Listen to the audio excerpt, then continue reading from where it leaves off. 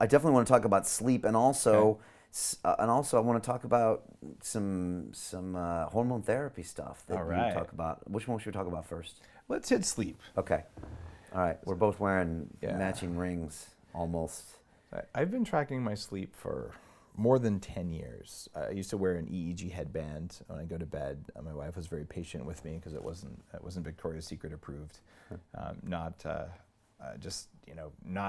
very we'll call it just a very nerdy thing to do.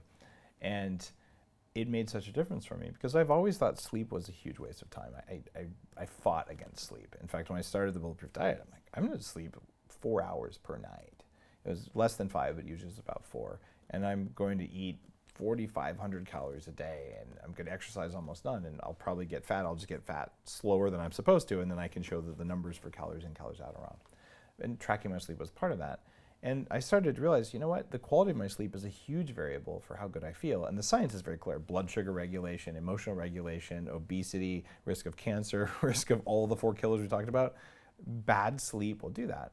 But this amazing study comes out. Turns out the people who live the longest, study of 1.2 million people for 3 years with lots of data points. This is very rich data. People who live the longest sleep 6.5 hours a night. They live longer than people who sleep 8 hours. People who sleep 9 hours die more than people who sleep 8 hours, who die more than people who sleep 7 hours. And this isn't to say, Brian, get less sleep. It's to say people who are healthier or people who sleep really well, that means they're more efficient in their sleep, they live longer. So my goal is to sleep as little as necessary to get massive rest. And for the last 6 years of data, I have been sleeping an average of 6 hours and 8 minutes a night.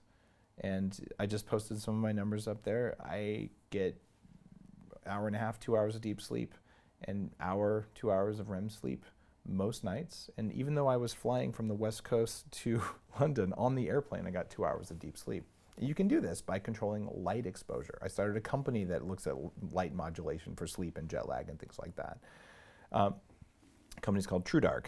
And I take the Bulletproof Sleep Mode, a supplement that I created for sleep specifically. And I do meal timing and all these things. And the end result is that you age less when you sleep better, but you don't age less when you sleep more.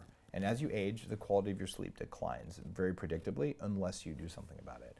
So in the book, I talk about here's the things you can do to sleep like you're 20 years old. And that's what I do. I get the REM and deep sleep numbers of a 20-year-old sleeping 8 hours, even though I'm 46. And what do? I mean, I get an hour and a half of extra time back each day. I can spend that time playing with my kids. I can spend that time writing my next book. It's actually useful time.